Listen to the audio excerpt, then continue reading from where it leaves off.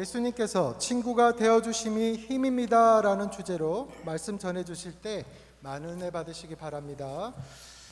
우리 좀 천천히.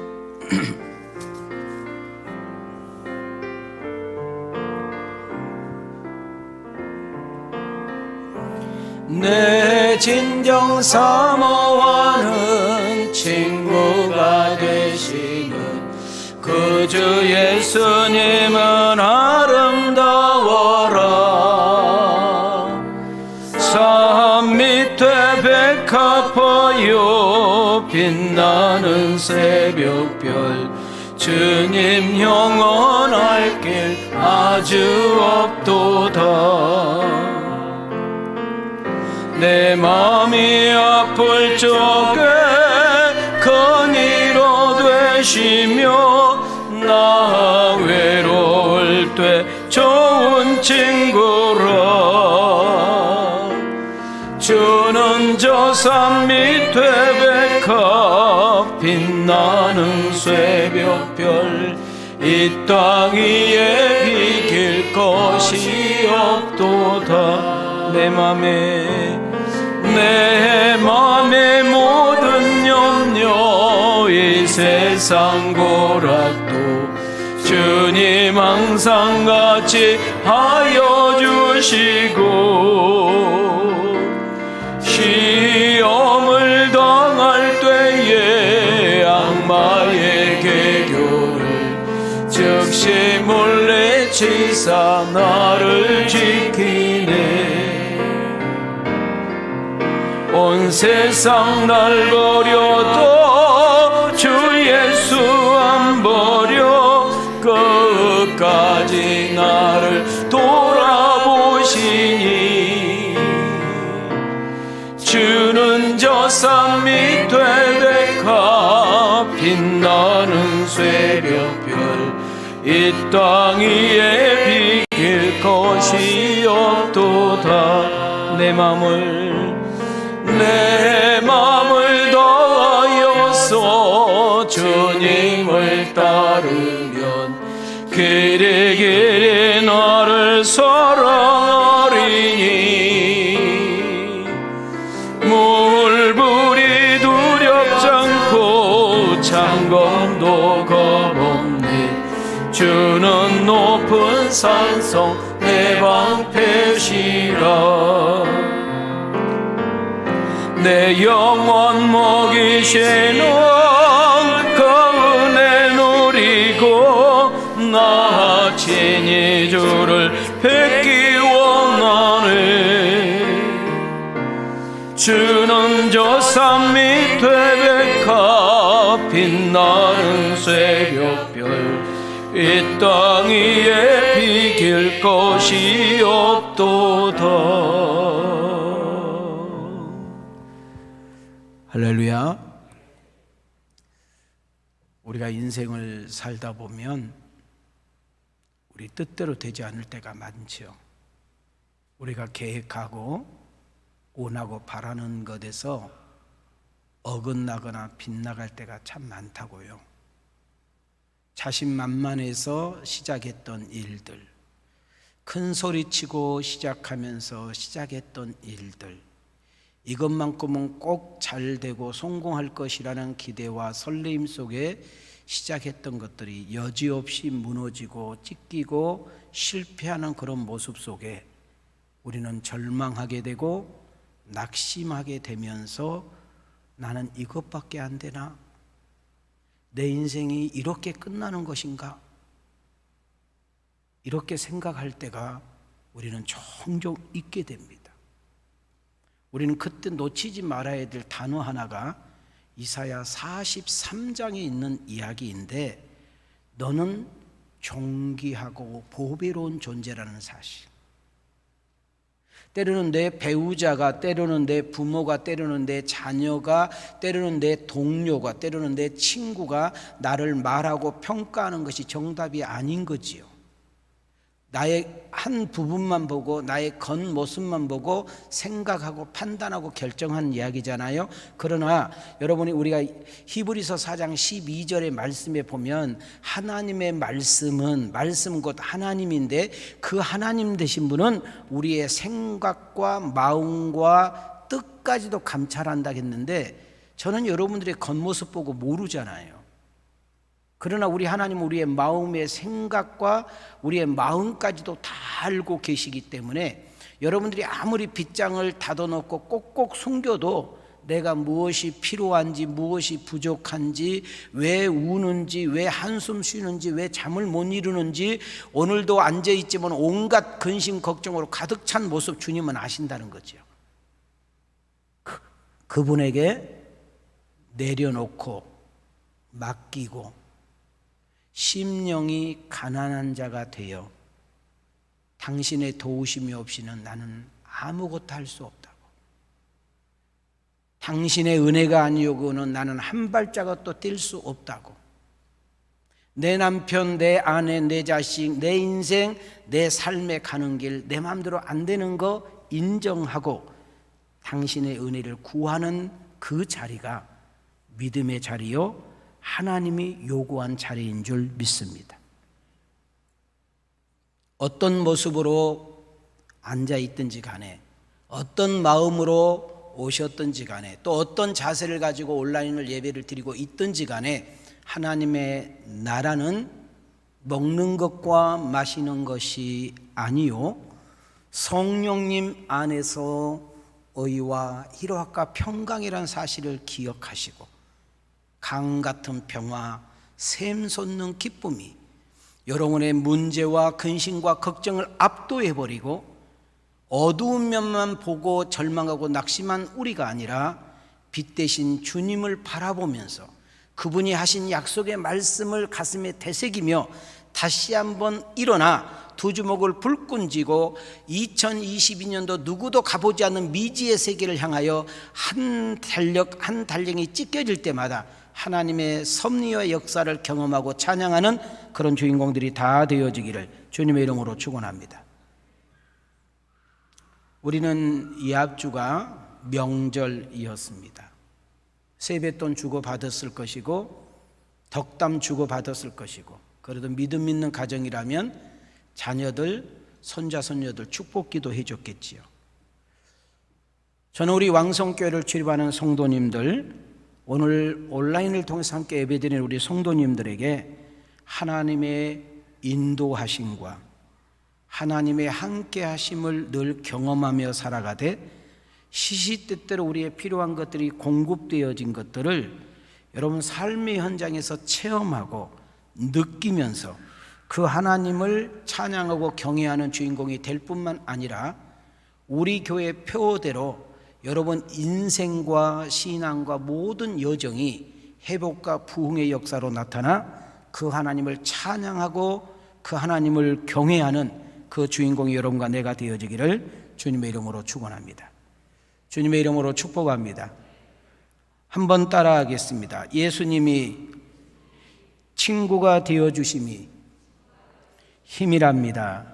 자, 옆 사람과 인사합시다. 시작.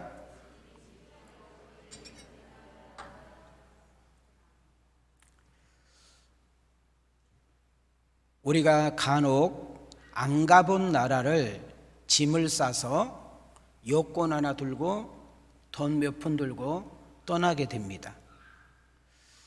안 가본 나라를 처음 가게 되면 적어도 보름 전부터 한 달 전부터 준비를 하면서 어떤 기대와 설레임이 있어요. 그 나라는 어떤 나라일까? 거기 가면 이렇다는데 이런 등등 이야기를 듣고 이야기를 하게 되죠. 그러나 날짜가 가까우면 가까울수록 한쪽 마음은 두렵고 무섭고 염려가 돼요. 아무 일이 없어야 될 텐데, 잘 다녀와야 될 텐데, 거기 가서 무슨 일이 생기면 어떻게 하지? 이런 생각이 들잖아요. 그래서 우리가 처음 가본 나라는 가이드를 동원해서 가게 되지. 여러분, 내가 언어도 잘 모르고 그 나라에 대해서 전혀 알지 못하는데 그 나라의 말도 잘하고 그 나라에 대해서 아주 박식한 사람이 함께 동행해 준다 할 때에는 천군만만 얻는 것 같습니다. 저희들 어렸을 때에는 전기가 없거나 전기가 약했지요. 그래서 집을 떠난 길과 들녘은 캄캄합니다. 근데 왜 그런 생각을 가졌는지는 모르지만 캄캄한 데 가면 구신이 있다고, 귀신이 있다는 이야기를 늘 들어서 어릴 때에 바깥에 심부름 나가는 것을 되게 꺼려하고, 화장실이 집 방에서 좀 떨어진 애딴 곳에 있기 때문에 꼭 누군가를 동행해 가지고 간 적들이 있지요. 여러분, 무서운 세상, 어두운 세상, 힘든 세상, 버거운 세상, 사건 사고가 끊임없이 일어나고 있는 세상에 힘 있는 사람이, 능력 있는 사람이, 대단한 사람이 내 곁에서 나와 함께 동행해 준다 할 때, 함께 해준다 할 때, 여러분 그 어깨는 힘이 들어가게 되고 자신감이 생기게 되는 것입니다. 올해 22년도 이제는 우리는 구정을 세는 나라이기 때문에 첫 발을 내딛었습니다. 여러분 혹시 이스라엘을 가보면 꼭 여러분들이 가고자 하는 것이 어디냐면 광야를 데리고 나갑니다.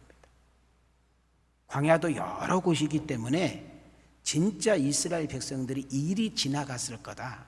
가이드들도 다 여러 가지예요.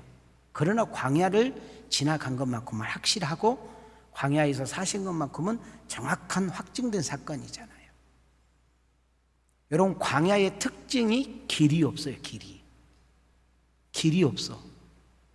두 번째로는 광야는 낮에는 너무 더워서 살기 힘들고 밤에는 너무 추워서 견딜 수가 없는 것이 광야예요. 그러다 보니 양식 구하기도 어렵고 물 구하기는 정말 하늘의 별 따기인 거죠. 다시 말하면 광야에서 살 수 있다는 것은 불가능하단 말이죠. 그런데 그런 광야에 하나님이 함께 해주니, 그 광야에 하나님이 가이드가 되어주니, 그 광야에 하나님께서 필요한 것들을 공급해 주니 40년 동안 넉넉하게 살아가는 역사 일어난 줄 믿습니다. 여러분, 광야 두렵잖아요. 무섭잖아요. 염려가 있잖아요. 근심이 있잖아요. 한숨이 있잖아요. 그런데 누군가가 나와 동행해 준다, 그분이 누군가가 나의 인생의 가이드가 되어준다, 그분이 나의 힘이 되어준다 할 때는 한번 살아볼 만하는 거예요. 친구라는 말이 무슨 말일까 하고 한글로 찾아봤더니 가깝게 지내는 사람 또는 옛날부터 친하게 지낸 사람이라는 단어로 쓰여지더라고.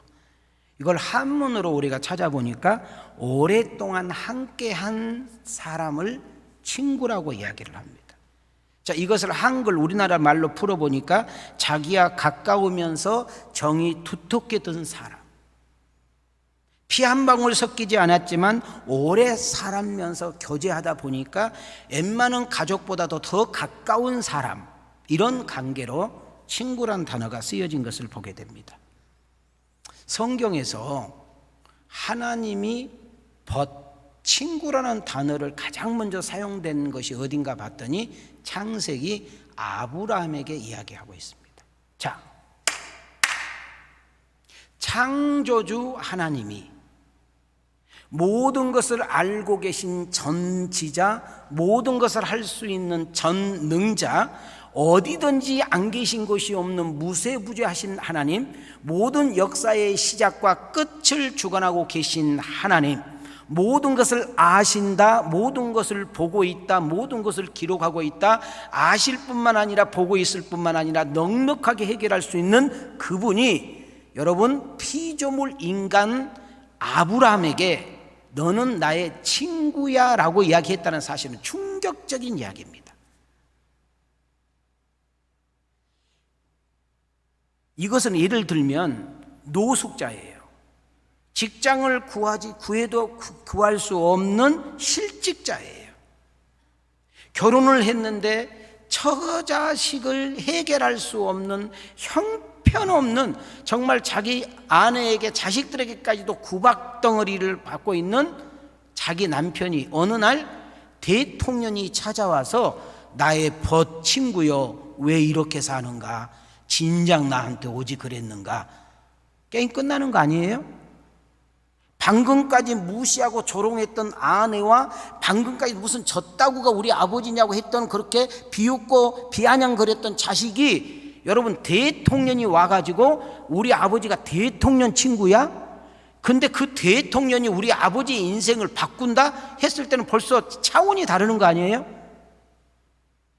오늘 이렇게 여기 현장에 와서 예배를 드리신 분들이나 온라인으로 예배 드리신 분들이 한 가지 꼭 놓치지 말아야 될 것은, 자, 여러분 한번 생각하고 대답해 보세요. 하나님을 아버지라 하는데 전혀 불편함이 없다. 손 들어봐요. 좀 생각해 봐야 된다. 손 들어봐요. 하나님이 삼촌이고 이모부고 당숙이요? 하나님이 나의 아버지다. 두 손 들고 아멘. 근데 여러분들은 뻥이잖아요. 여러분, 땅이 많고 돈이 많고 은행에 어마어마한 현찰을 가지고 있는 사람이 초라하게 구질구질하게 사는 거 봤어요? 웬만한 거 투자해서 손해받으면 아이 같은 거 뭐 또 하면 되는데 이러잖아요. 돈 있는 사람들은. 여러분들은 조그만 어려워도 오망방정을 떨고, 조그만 힘들어도 아주 지구가 종마른 것처럼 말을 하고, 조그만 몸이 아프면 그냥 아주 오늘 죽을 것처럼 그냥 아주 하나님이고 나발이고 아무것도 없는 모습을 보이는 여러분의 모습 한번 봐요. 하나님이 나의 아버지 맞는가? 하나님 나의 아버지라며. 그분은 다 할 수 있고, 그분은 다 고칠 수 있고, 그분은 모든 인생의 해답이고, 그분은 나의 모든 문제를 해결하고 우리의 필요한 걸 다 줄 수 있는 그분이 나의 아버지라며. 근데 여러분의 말하고 행동하는 모습 보면, 여러분의 얼굴을 보면 하나님하고 나하고는 전혀 상관이 없는 그런 사람들이에요. 왜 하나님께서 아브라함에게 너는 나의 친구 벗이라고 했을까? 제가 이걸 한번 묵상을 해봤네요. 성경에 보니까 믿음과 의인은 동일해요. 성경에 의인이란 말은 믿음이 있다는 뜻이에요. 여러분, 노아를 가리켜서 당대의 의인이다 이랬잖아요. 여러분, 모든 사람은 하나님을 믿지 않는데 노아만큼만 하나님을 절대적으로 믿었던 사람이라는 거예요. 그러면 아브라함은 어떤 믿음이었을까? 봤더니 성경은 세 가지 단어인데 한번 따라합시다. 떠나라, 바쳐라, 드려라. 이 세 단어가 아브라함을 믿음의 조상으로 만들었죠. 하나님이 어떤 숙제를 주실 때에는 그것을 감당할 수 있는 능력도 주신다. 하나님께서 어떤 문제를 우리에게 내놓을 때에는 그걸 해결할 수 있는 능력과 힘도 주신다. 올해 2022년도 우리에게 선물을 주셨다면, 여러분들에게 생각지 않는 변수가 생기고 생각지 않는 문제가 생겼다면, 여러분 사람의 문제가 생기고 물질의 문제가 생기고 건강의 문제가 생겼다면, 내가 전혀 원하지도 않고 바라지 않는 어떤 사건과 문제가 생겼다면, 내가 잘할 것이라고 생각했던 그런 일들이 어떤 것으로부터 어긋나고 빗나갔다 할지라도 더 이상 내가 알고 있는 지식과 능력과 경험을 가지고는 해결할 수 없다고 할지라도, 우리는 중요한 거 하나는 하나님이 나의 아버지시다. 우리에게 필요한 것은 믿음을 요구하신다. 하나님은 그 믿음을 보시고 일하시는 역사 일어난 줄 믿습니다. 예수님은 오늘 우리가 읽었던 본문 보니까 친구라는 단어를 써요. 그런데 예수님의 친구가 되는 자격이 있는데 아무나 되는 것이 아니라 당신이 하신 말씀에 순종하는 사람, 당신이 하셨던 말씀에 그 말씀대로 행하는 사람을 가르쳐서 친구라 이야기를 합니다. 요한복음 15장 14절로 가겠습니다. 시작. 너희는 내가 명하는 대로 행하면 곧 나의 친구라. 한 걸음 더 나가서 조금 깊은 이야기를 하는데요, 어떤 섬뜩한 이야기, 아주 묵직한 이야기를 하고 있는데, 친구를 위해서 목숨을 버리는 자, 친구를 위해서 목숨을 버리는 자, 이보다 더 큰 사랑이 없는데, 이보다 더 귀한 일은 없는데. 자, 여기서 중요한 메시지를 놓치지 말아야 될 것은, 친구는 우리를 가리키는 것입니다. 우리.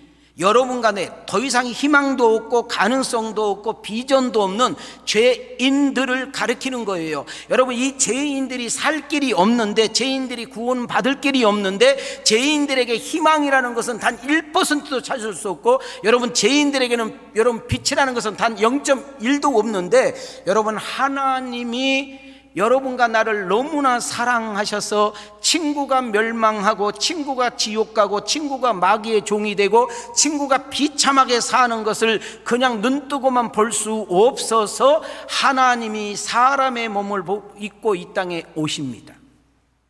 그리고 그 예수님은 자신의 그 친구가 죽어가는 것을 볼 수 없어 그 친구가 왜 죽어가는가, 친구가 왜 망하는가, 친구가 왜 버림을 받는가, 친구가 왜 하나님과의 관계가 끊어졌는가를 정확하게 알고 계신 거로, 여러분 죄인의 죄값, 여러분 우리가 받아야 될 그 모든 죄값을 대신 짊어지시고 십자가에 달리십니다. 그래서 나를 대신해서 죽어주셨다 해서 조금 수준 높은 용어로 이야기했을 때 대속제물이라고 그래요. 그러니까 우리는 예수님을 생각할 때, 예수님의 십자가를 생각할 때, 예수님은 나를 위해서 오셨는데, 예수님은 나를 위해서 죽으셨는데, 예수님의 십자가의 사건은 나를 그만큼 사랑했다는 증표를 기억하고, 내가 인생이 힘들 때마다, 인생이 다운될 때마다, 인생이 좌절될 때마다, 인생이 흔들릴 때마다, 나는 아무것도 아니야, 나는 별 볼 일 없는 인간이라는 생각이 들 때마다 우리는 예수님의 십자가를 생각하면서 나는 보통 사람이 아니지, 그렇지, 나는 존귀하고 보배로운 사람이지, 나는 이렇게 인생 살면 안 되지, 나는 이렇게 죄악에 허우적거리며 살면 안 되지, 내가 이런 작은 문제에 내가 뿌리쳐 흔들리면 안 되지, 내가 적어도 어떤 사람이야, 나를 위해서 우리 하나님 되신 분이 오셨고 나를 대신해 십자가에 주신 이 놀라운 사건 때문에 우리는 다시 한번 그 사랑에 힘을 입어서 일어나야 될 줄 믿습니다. 그러면 이 요한복음 15장 13절에 대한 말씀은 예수님 자신이 친구를 위해서 죽어주심에 대한 이야기인데, 이보다 더 큰 사랑은 말할 수가 없다, 이렇게 말하는 것입니다. 여러분, 마를렌 디트리히라는 사람이 새벽 4시쯤에 전화를 걸을 수 있는 친구 한 명만 있다면 당신은 성공한 사람이다. 여러분, 새벽 4시에 전화를 하는데, 야 친구야 어디 놀러 가자, 야 이런 좋은 일이 있는데 너, 이것이 아니라 좀 무거운 이야기, 좀 부탁하기 힘든 이야기, 좀 어려운 이야기를 새벽 4시에 할 수 있다? 인생 잘 산 거죠. 제가 일부 예배 때 이 이야기를 했더니, 저 일부 예배 때 방송으로 도와주는 우리 채연 자매가 나를 보더니 다가오더니, 목사님 저한테는 새벽 4시에 전화해도 돼요? 그래서 내가 100억이 필요한데 10억. 그리고 이제 제가 이제 목양실에 들어갔어요. 카톡이 와서 봤더니 필리핀에 있는 우리 초등학교 친구 한인교회 장로님이 계시는데 일부 예배 들었나 봐요. 친구 나한테는 새벽 4시 전화해도 되네. 일부 예배 때 필리핀 친구가 말씀을 들었나 봐요. 기분 좋더만요. 여러분, 여러분에는 새벽 4시에 전화할 수 있는 친구 있습니까? 부담스러운 이야기, 힘든 이야기 말입니다. 저도 핸드폰에 수가 그래도 거의 한 2,000여 명? 하여튼 뭐 적어도 한 1,500, 600명 정도 아마 내가 핸드폰을 가지고 있을 거예요. 제가 이 질문을 던지기 위해서 우리 교인들도 다 떠올려보고 내 아는 지인들도 다 떠올려봤는데, 죄송하지만 나는 새벽 4시에 전화할 사람이 한 명도 없더라고요. 그랬더니 아까 필리핀 친구가 카톡이 온 거예요. 나한테 전화하라고. 이거는 그냥 전화하라는 그런 이야기가 아니잖아요. 지금 제가 던진 질문 이해가 돼요? 설교를 준비를 하다 보니까 정말 친구의 아름다운 이야기가 하나 있어서 소개하려고 그럽니다. 여러분, 감사원장을 지냈던 최재형 씨 아시죠? 이번에 국민의힘 대통령 후보로 나왔다가 윤석열한테 떨어진 사람 있잖아요. 그리고 그 친구 강영훈 변호사 이야기입니다. 이 두 사람은 신촌 장로교회에서 만나서 함께 신앙생활하고 있는 한 교인이에요. 학년은 최 장로님이 고등학교 1학년이었고, 여러분 이 강영훈이라는 친구는 중학교 3학년이었어요. 이 최재형이라는 분은 경기고등학교, 아무나 못 들어가잖아요. 그때 시험 봐서도 어렵게 들어가는 곳인데 경기고등학교 1학년을 다니고 있었고, 이제는 이 강영훈 변호사는 중학교 3학년. 그런데 이 최재형이라는 분이 강영훈을 위해서 1년 동안 기도했다는 거예요. 하나님, 저 강영훈이 꼭 우리 경기고등학교로 올 수 있도록, 경기고등학교 합격할 수 있도록 기도했다는 거예요. 근데 진짜 됐어요. 그래서 이제 2학년이 되고 1학년이 됐겠죠. 그죠? 근데 학년은 1학년 차이가 나는데 나이는 동갑이라는 거예요. 이제부터 잘 들어보세요. 이 강영훈 씨라는 분이 완전 장애인이야. 그러니까 누군가가 업어서 움직여주지 않으면 움직일 수 없어. 그래서 중학교 3학년 때까지는 엄마가 늘 학교에 등하교를 시켜줬어. 경기고등학교를 딱 들어가면서 최재형이라는 분이 여러분 이 강영훈이라는 이 학생을 업고 학교 등교해. 대단하잖아요. 여러분 고등학교 때는 얼마나 멋부리고 싶고 이기적이고 자기밖에 모르고 그잖아요. 또 그 다음 또 고등학교 때 열공해야 자기가 원하는 대학 들어가잖아요. 맞잖아요. 여러분 교회에서 만난 두 형제가 얼마나 끈이 깊고 하나님의 사랑이 얼마나 대대했던지 간에 여러분 정말 손과 발이 되어준 거예요. 뭐들 때는 여러분 이 영훈이라는 친구를 업고 가다 보면 그 업은 상태에서 대소변을 볼 수밖에 없는 일도 생겨. 그런데도 전혀 그렇지 않고, 저는 놀란 것이 이 두 사람이 좋아하는 성경 구절에 놀랐어요. 학생들이 이런 성경 구절을 좋아했더라고요. 로마서 1장 14절. 우리 목사님들도 감히 이런 말을 잘 하기 힘든데, 헬라이나 야면이나 지혜 있는 자 어리석은 자를 다 내게 뭐한 자라? 이 성경 구절을 이 친구들이 그렇게 은혜를 받았더라고요. 그러니까 다시 말하면 여러분 이 최재형이라는 분이 강영훈이라는 사람, 명훈이라는 사람에게 이렇게 업고 학교를 등하교를 시켜주는 것은 내가 하나님의 사랑에 빚진 자이기 때문에 할 수 있다라는 거예요. 함께 업고 다니면서 얼마나 많은 이야기를 하고 꿈에 대한 이야기를 했겠어요? 그래서 둘이 다 서울대를 합격합니다. 그리고 둘이 다 사법고시 합격을 해요. 이것이 아주 탑 뉴스로 됐더만요. 이번에 이제 대통령 후보 나오면서 이 이야기가 다시 불거지게 되었는데요. 저는 이 이야기를 들으면서 세상에 어떻게 이렇게 가능할까? 자기 형제 부모도 쉽지 않는 일이잖아요. 전혀 피 하나도 섞이지 않는데 오직 예수님 때문에, 예수님 사랑 때문에 이런 아름다운 일들이 일어난 거예요. 또 하나 내가 감동된 것이 이 최재형 부부에게는 딸 둘이 있었습니다. 이제 남편이 법조이니까 뭐 아내가 예단 내린 여자들이 직장 다닐 일이 거의 없었잖아요. 원래 이 부부가 믿음이 좋다 보니까 아내는 여러분 자기 동네 가까운데 고아원에 가서 늘 그렇게 봉사를 했대요. 저도 어렸을 때 우리 시골에 고아원이 있어서 이렇게 조금 수준이 있는 사람들이 그 고아원에 가서 이렇게 도와주는 것들을 많이 봤거든요. 거기서 버려진 아이를 1년 동안 키우다 보니까 정이 든 거예요. 남한테 이 주기가 아까운 거예요. 그래서 자기 남편하고 원해서 이렇게 고아원에서 돌본 아이를 둘이나 아들로 입적을 시켜요. 입양을 해. 여러분 지금부터 몇십 년 전에 입양이란 말 자체도 어려울 때요. 너무 예쁘잖아요. 이것이 대통령 후보 나올 때 알게 된 이야기인 거예요. 저는 이 사람 이야기를 들으면서 이런 분이 대통령 나와야 되지 않아요?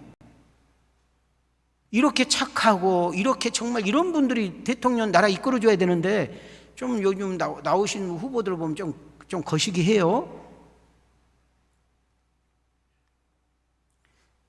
어떤 율법사가 예수님께 찾아오셔서 질문을 합니다. 근데 이 질문은 좋은 질문이 아니라 예수님을 시험하러 왔다고 아주 못된 질문이죠. 근데 우리 예수님은 전지하셔서 그의 생각과 마음을 깨트려 보잖아요. 내가 들어보니 당신은 말씀을 설파하는데 우리들이 요구한 것과 다르더라. 내가 질문할 테니까 답 좀 시원하게 해봐라. 영생을 얻으려면 어떻게 해야 되느냐? 결과적인 것은 하나님을 사랑하고 이웃을 사랑하고 하나님이 약속한 말씀을 지키는 거죠. 근데 예수님은 그 율법사가 와서 질문하는 내용이 아주 못돼 먹었잖아요. 그래서 재밌는 이야기를 하나 해줘요. 어떤 사람이 여리고로 내려가다가 강도를 만났다. 이 사람이 얼마나 많이 얻어맞았고 옷을 벗겨서 춥던지 지금 누군가 구해주지 않으면 이 사람은 죽을 수밖에 없다. 그때 너 같은 너희들이 그렇게 자랑스러운 제사장이 지나가서 봤는데 그냥 지나가더라. 제사장을 돕는 레위인들도 보더니 그냥 지나가더라. 그런데 너희들이 그렇게 싫어하고 사람 상종도 하지 않는 사마리아인이 그 강도 만나서 얻어맞아서 곧 죽어가는 사람이 유대인인 줄 알고도 주막에 데려가 살려주는 일들을 했더라. 네가 생각할 때는 누가 이웃이라고 생각하느냐라고 물어본 거예요. 얼마나 똑똑해요? 제가 생각할 때는 선한 사마리입니다. 말길 잘 알아듣네. 똑똑하네. 그럼 너도 이와 같이 가서 하라. 이런 이야기를 하는 것입니다. 오늘 이 이야기를 여러분들이 잘 귀담아 들어야 될 이유가 있습니다. 한국교회가 왜 힘을 잃어버렸을까요? 한국교회가 코로나를 통하여 왜 이렇게 지탄받는 대상이 됐을까요?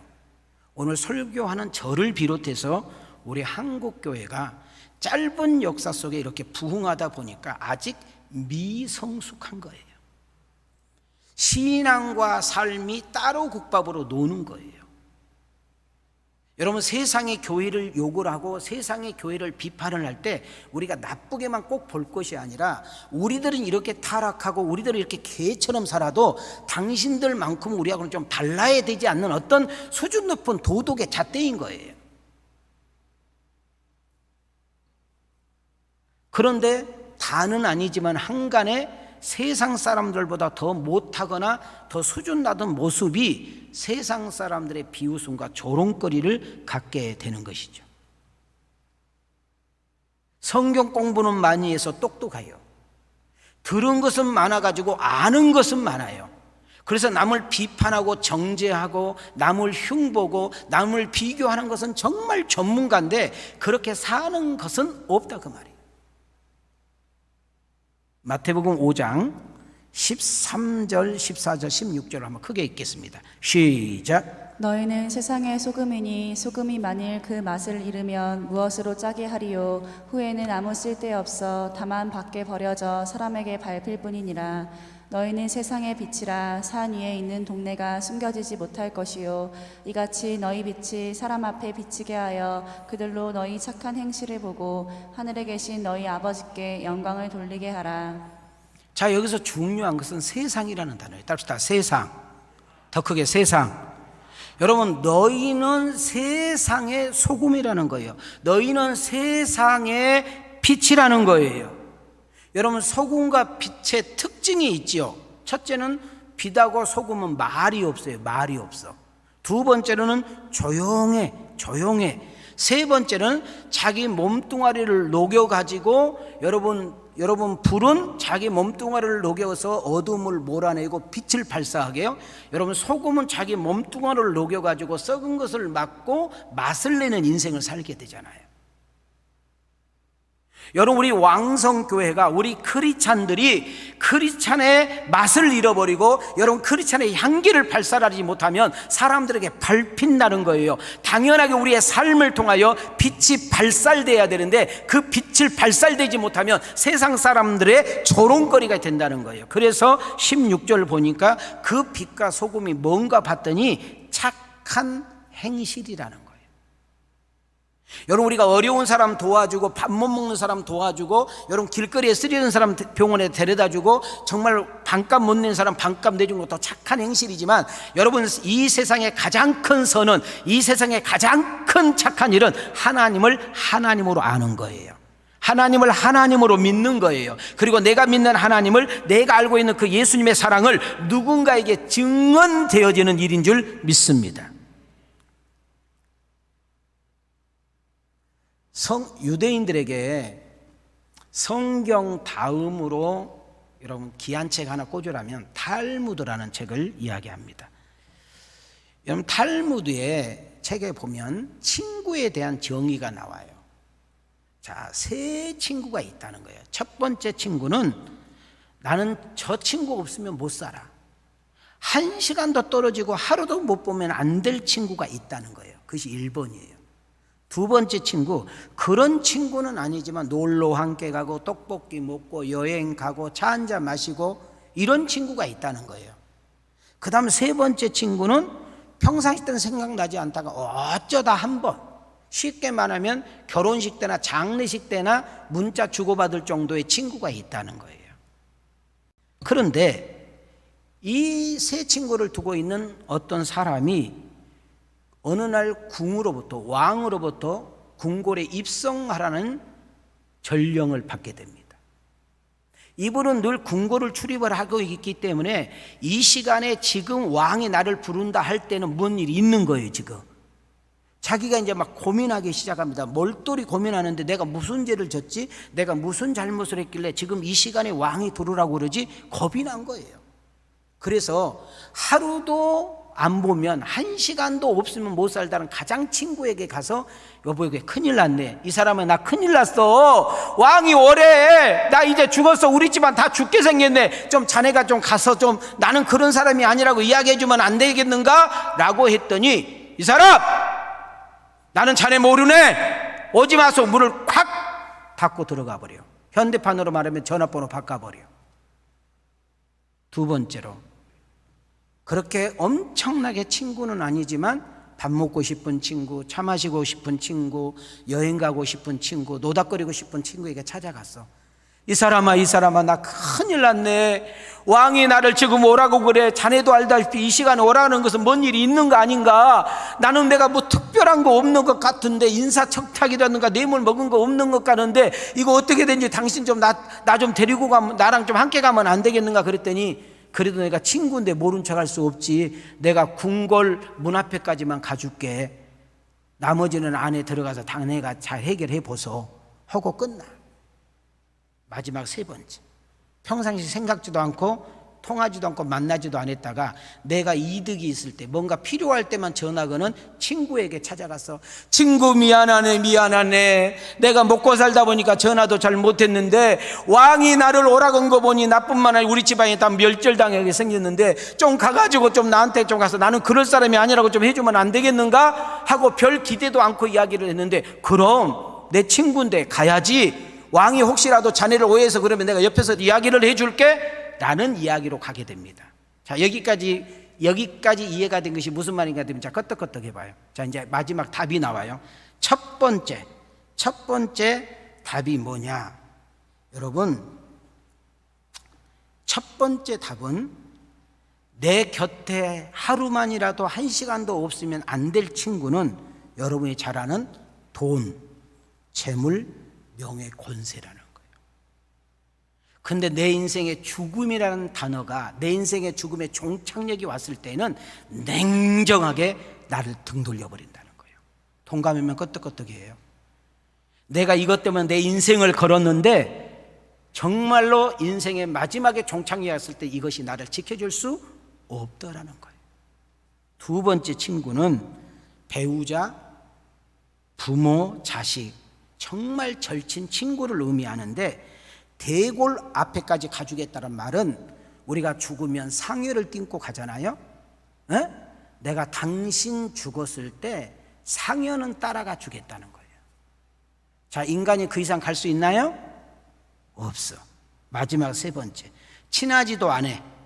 별 필요성들도 못 느껴. 그러나 내가 아쉬울 때만 생각나고 내가 필요할 때만 생각나는 친구, 우리 예수님을 가리키는 거예요. 우리 하나님을 가리키는 거예요. 그분은 우리의 인생의 종착역까지 동행할 뿐만 아니라 저 천국까지도 함께 동행하는 역사 일어날 줄 믿습니다. 내가 죽게 됐을 때, 내가 주님이 부를 때에 우리가 병들고 망하게 되면, 나의 권세와 인기와 젊음과 돈이 떨어지게 되면, 내가 힘이 떨어지면, 내가 능력이 떨어지면 모든 사람이 나를 떠나고 다 애면하고 다 등을 돌리는데, 여러분 그때 우리 주님은 다가오시게 되고 우리를 찾아오시게 되고 우리의 등을 어깨를 두들겨 주시고 우리와 함께 하시는 역사 일어난 줄 믿습니다. 오늘 이 귀한 설교를 듣고 있는 여러분들, 나는 여러분에게 돌직구를 던집니다. 여러분, 예수님이 여러분의 진정한 친구 맞습니까? 정말 하나님을 여러분 믿는 자가 아니라 여러분 필요할 때만 이용하고 필요할 때만 찾고 먹기 좋은 꽃값처럼 먹고, 없으면, 내가 필요 없으면 그분을 던져버리고 생각지도 않는 그런 하나님을 이용하는 사람은 아닙니까? 나는 2022년도에 여러분 예수님이 나의 친구가 되어주신다면 천군만마를 얻는 힘이라겠는데, 여러분 예수님을 이용하는 단계가 아니라 그분을 진실하게 믿는 단계로 나아가는 교제성이, 관계성이 회복되어지는 아름다운 역사가 일어나기를 주님의 이름으로 축원합니다. 여러분 인생의 진정한 행복, 진정한 평안, 진정한 만남은 예수님을 만남으로, 그 예수님 나의 친구가 되어주심으로 이루어진다는 사실을 믿으시기를 주님의 이름으로 축원합니다. 그러신 분들만 우리 박수치면서 우리 찬양 한번 할까요? 주일이지만.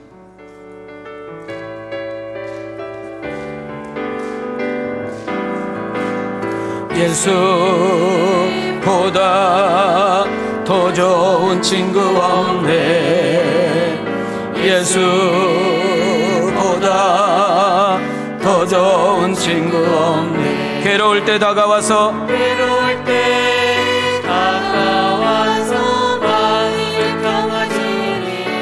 신실하신 나의 참친구,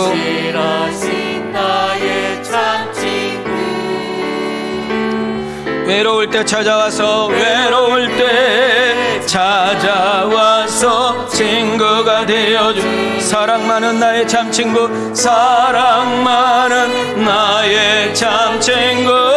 두 손 들고 주 예수 사랑하리라. 나의 생명 다할 때까지 주 예수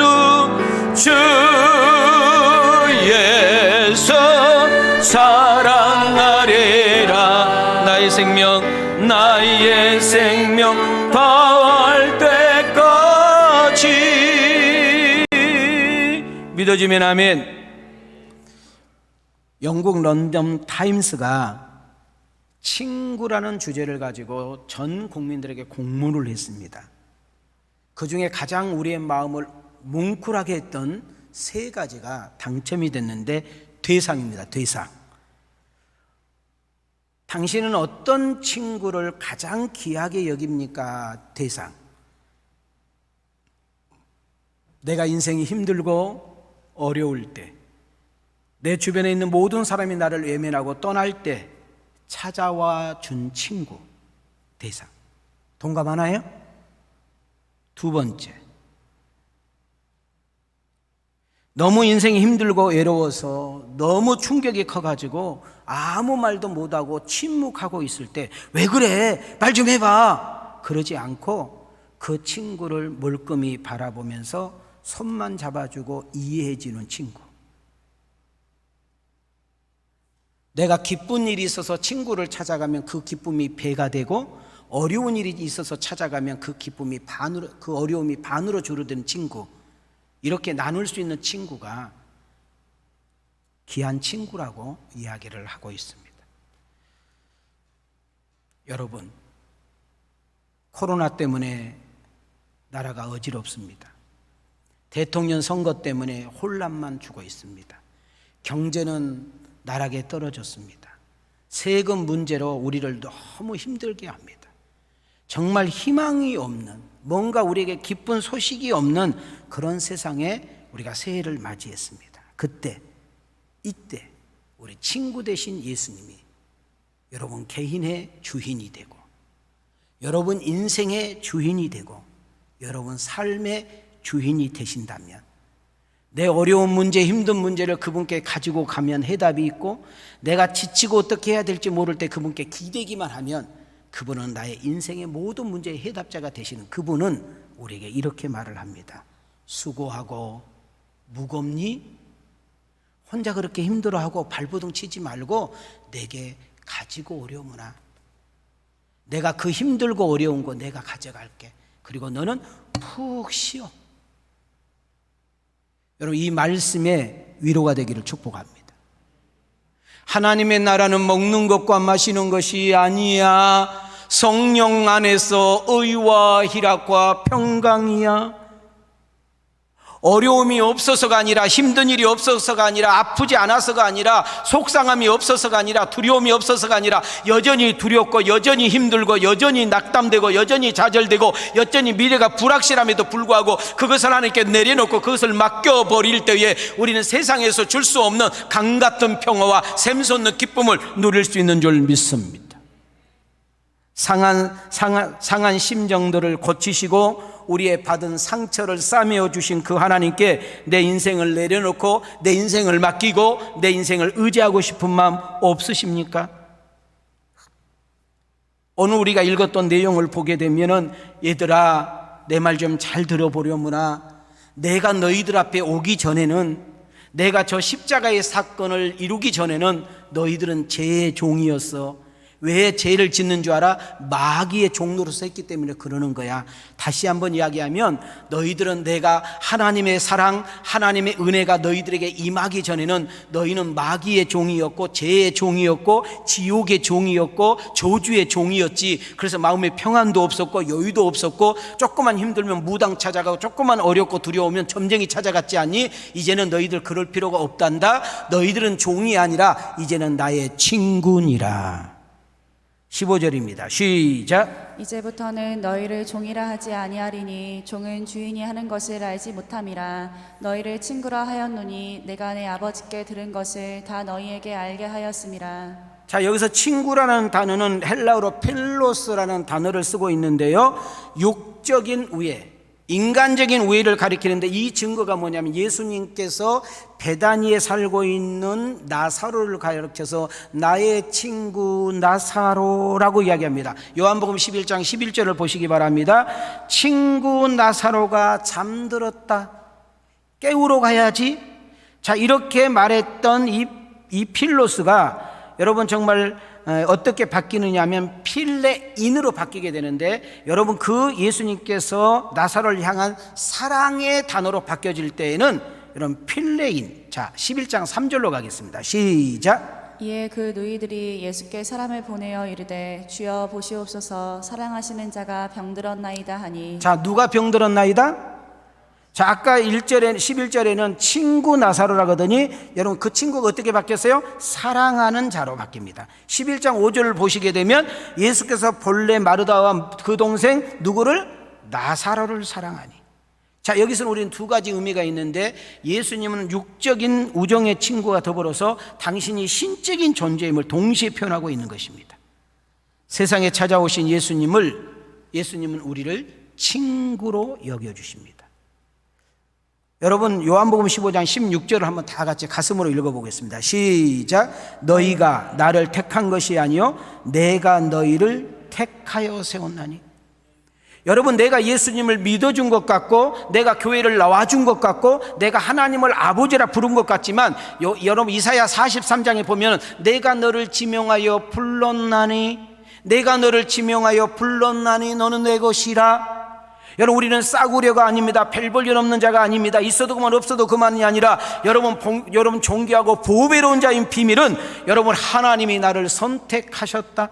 여러분 대통령이 바뀌게 되면 국무총리, 장관, 여러분 심지어 조그마한 단체까지도 다 자기 사람으로 심어 놓는 것처럼 여러분 세상을 창조하신 그 어마어마하신 분이 지금도 살아서 역사하시는 그 하나님이, 역사의 주권자 되신 하나님이, 모르는 것이 없는 그분이, 모든 것을 할 수 있는 그분이 여러분과 나를 선택했다. 그럼 끝나는 거 아닙니까? 그분께 우리가 인생을 맡기고 그분께 내 몸을 던지게 되면 그분이 일하시는 역사 일어날 줄 믿습니다.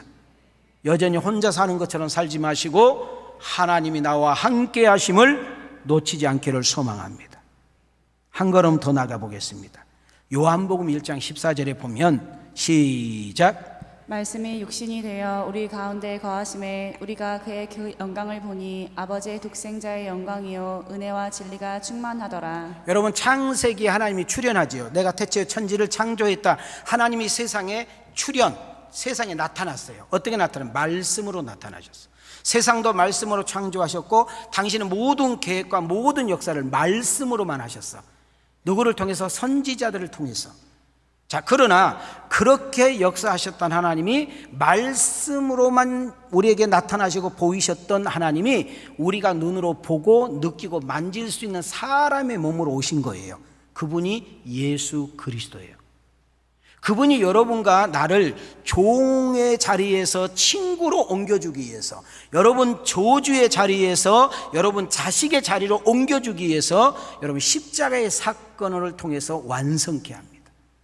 자, 여기서 왜 볼 수 없는 그 영의 하나님이 우리 볼 수 있는 인간의 몸으로 오셔야 됐느냐면, 죄인이 죄인을 위해서 죽어도 아무 의미 없어요. 그래서 이 세상의 모든 탄생은 여러분 순놈과 안놈을 통해서 여러분 새도 동물도 우리 인간도 다 그렇게 번식되잖아요. 그러나 여러분 예수님만큼은 여러분 사람의 힘을 빌리지 않고 직접 여인의 몸을 통해서 태어납니다. 이것은 죄 없으신 인간임을 우리에게 보여준 증명이에요.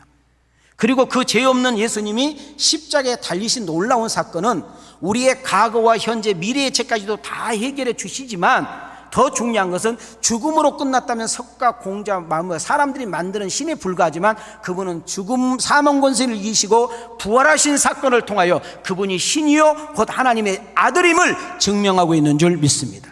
그래서 우리는 십자가에 죽으신 예수님을 믿는 것이 아니라 여러분 그 십자가에서 모든 것을 완성하시고 지금도 여러분 부활하셔서 우리 안에 교하시고 계시는 보혜사 성령을 믿고 있는 줄 믿습니다. 여러분 그분은 로마서에 보면, 사도행전에 보면 곁에서 옆에서 우리를 돕고 위로한다고 했어요. 여러분 힘들고 어려운 이 세상 그분의 도우심과 그분의 위로를 받으며 당당하게 살아가는 복 있는 여러분과 내가 되어지기를 주님의 이름으로 축원합니다. 믿어지면 아멘 합시다. 이 말씀을 정확하게 정돈해 주셔야 됩니다. 여러분 요한복음 15장 13절 42번 보시기 바랍니다. 사람이 친구를 위하여 자기 목숨을 버리면 이보다 더 큰 사랑이 없다. 이것이 십자가의 사건이라고 분명히 말씀을 드렸습니다. 우리의 참된 친구, 영원한 친구가 되어주시기 위해서 자신이 친히 몸을 버리신 거죠. 우리를 그냥 친구로 삼으신 것이 아니라 자기 몸과 바꾸신 거예요. 여러분 소중한 것에는 가치 있는 것은 대가가 따르는 거예요. 그래서 마가복음 10장 45절로 가볼까요? 인자가 온 것은 섬김을 받으러 하는 것이 아니라 섬기러 왔는데, 그 섬김의 극치가 십자가의 사건에서, 여러분 십자가에서 대속물이란 말이 뭐냐면 나를 대신해서 제물이 되어주셨다 이 말이에요. 이 사실이 믿어지기를 축복합니다. 여러분 예수님이 나의 예수님이 되어야 되고 십자가가 나의 십자가가 되어야 되고 여러분 그 부활이 나의 부활이 되어야 될 줄 믿습니다. 결과를 보십시오. 예수님의 십자가의 그 사랑을 통하여 우리는 하나님의 자녀가 되었고 예수님의 친구라는 영광스러운 신분을 갖게 되고, 이것은 실로 값싼 것이 아니라 당신의 모든 것을 다 지불하고 얻어진 놀라운 사건이기 때문에 여러분 함부로 살거나 그냥 그럭저럭 사는 존재가 아니라 우리는 존귀하고 보배로운 자답게 살아야 될 줄 믿습니다. 우리 가슴에 손을 대세요. 자, 손 내려봐요. 가슴에 손을 대세요. 마지막 예치입니다. 시작. 우리의 친구 예수님, 그는 먼저 나를 찾아주신 친구입니다. 그는 의인의 친구가 아니라 죄인의 친구였습니다. 그는 죄인 친구를 위하여 자기 목숨을 버림으로 우리를 죄 없는 친구로 살려주었습니다. 우리가 그의 영원한 친구가 되는 비결을 알려주었습니다. 믿어지면 아멘. 힘드시죠? 많이 어렵지요? 속상한 일도 많지요? 여전히 두렵고 무섭지요?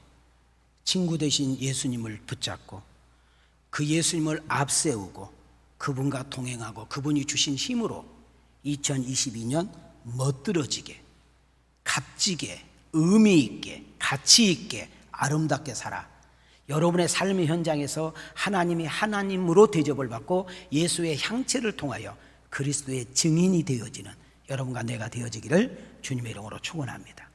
하나님의 사랑과 은혜를 마음껏 누리고 그리고 주변 사람들에게 흘러보냄으로써 예수의 그 능력과 은혜를 통로자로 쓰임을 받는 우리 왕성 가족들, 오늘 이 영상으로 듣는 모든 성도들이 되어지기를 주님의 이름으로 축원합니다. 주님의 이름으로 축복합니다. 은혜 주신 하나님께 영광의 박수 돌리겠습니다. 지금은 우리 주님 예수 그리스도의 은혜와 아버지 하나님의 사랑과 성령님의 감화감동 역사하시는 종이 믿음의 고백과 기도와 감사가 넘치는 하나님의 사람들 위해 이제로부터 영원토록 함께 하시기를 간절히 축원하옵나이다. 아멘.